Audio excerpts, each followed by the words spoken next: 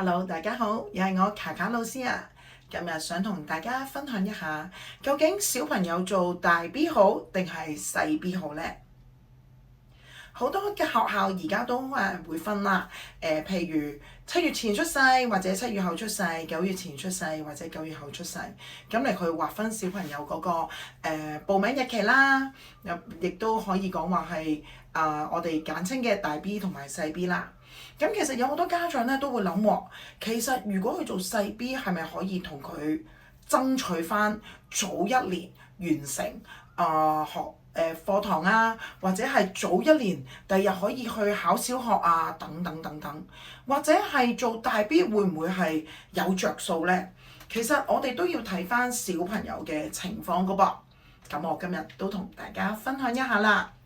其實做細 B 呢，冇錯，可以講話去爭取多一年，但係大家呢，首先要諗小朋友嘅能力係咪真係發展得到？好多時可能係因為佢係第二位小朋友啦，有哥哥家姐嘅模仿啦，所以細 B 就算佢係細 B，而佢有哥哥家姐嘅話，可能佢喺講嘢啊，或者係去模仿一啲動作啊、小肌肉啊、大肌肉啊，或者你見佢一啲嘅自理能力上咧係會強嘅噃。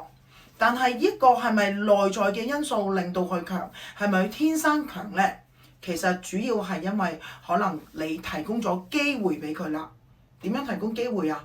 因為好多時第二位嘅小朋友家長嘅緊張程度咧係冇以前咁緊張，唔代表唔錫小朋友，而係你知道有好多嘢佢自然會識，或者你會見到有好多嘢唔需要咁擔心，因為喺大哥哥姐姐嘅時候你已經經歷過啦。咁而你就會覺得，咦唔係喎，佢係細 B，但係佢好似喺能力上比較強喎，好似掌握得到喎。咁你就會考慮，咦佢係細 B，我係咪可以真係俾佢做一個細 B 提早入學呢？咁呢一個係最需要考慮嘅。而做大 B 家長就會話，咦佢真係可能喺學嘢方面強啲嘅喎，係咪嘅呢？其實係㗎，因為大 B 通常都會喺嗰個發展上，不論佢小肌肉嘅發展啦、大肌肉嘅發展啦，定還是佢平衡力啦，或者係佢寫字啦，或者係思考能力啦、邏輯啦、推理啦，其實都會係完整啲，係發展得健全啲嘅。因為每個人都係去到個階段，佢先至會有啲強項發掘到出嚟㗎。咁而做大 B 嘅小朋友，其實通常以我嘅經驗啦，佢哋到適齡嘅時候咧，有好多嘢都已經係爆發咗出嚟，所以做大 B 嘅小朋友係會比同班嘅小朋友或者剛剛適齡嘅小朋友咧係強啲嘅噃。好多時特別係語言發展或者係寫嘢或者係推理嗰方面，咁會唔會因為個別差異而有所影響咧？都會嘅，但係呢啲都要睇翻小朋友個別嘅情況啦。咁究竟做大 B 同細 B 有冇啲乜嘢我哋要諗呢？其實家長要諗嘅就係去面試啦。小朋友好多時去到 K2 嘅時候，低班就會去面試啦。咁面試一啲嘅國際學校或者係到高班嘅時候，9月份好多唔同嘅學校都會面試。咁會有啲咩分別呢？其實我嘅經驗係分別都好大，因為好多小朋友如果嚟做細 B，同其他適齡嘅小朋友，其實人哋已經係5歲，可能佢仲係4歲嘅啫噃。家長諗下，最大嗰一位小朋友，同你可能小朋友係啱啱11月出世嘅小朋友，其實相差足足可能係1年㗎。1年嘅發展係咪好大嘅分別？其實真係好大嘅分別㗎，因為佢哋嘅能力上，例如佢講嘢啦、推理啦、思考啦、邏輯啦，其實都有好大嘅分別。就算體能上都會有分別，辨別能力都會有分別。咁所以喺面試嘅時候，有家長話：哎呀，佢平時好叻講嘢，但係點解去到唔得呢？其實家長都要諗翻，小朋友面試嘅時候係同一啲可能大過去1年嘅小朋友去面試嘅喎。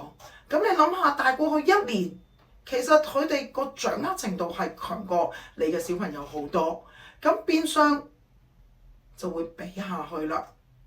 咁所以有家長話：咦，我小朋友其實而家喺屋企都做得好好啊，好多嘢都會做到啊。咁其實係咪可以俾佢去做細 B 呢？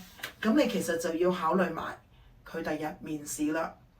因為我曾經有個學生都試過，佢面試喺低班嘅時候去一啲唔同嘅學校面試啦，高班嘅時候去唔同學校面試啦，好多都未能取錄或者係一個候補嘅名單上。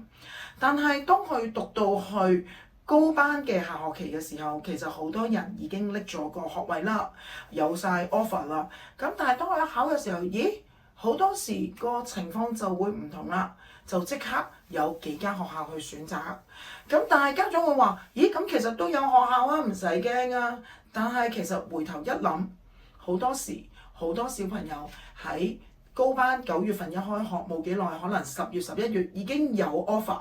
但係自己嘅小朋友要去到半年之後，可能係4月5月先至有 offer。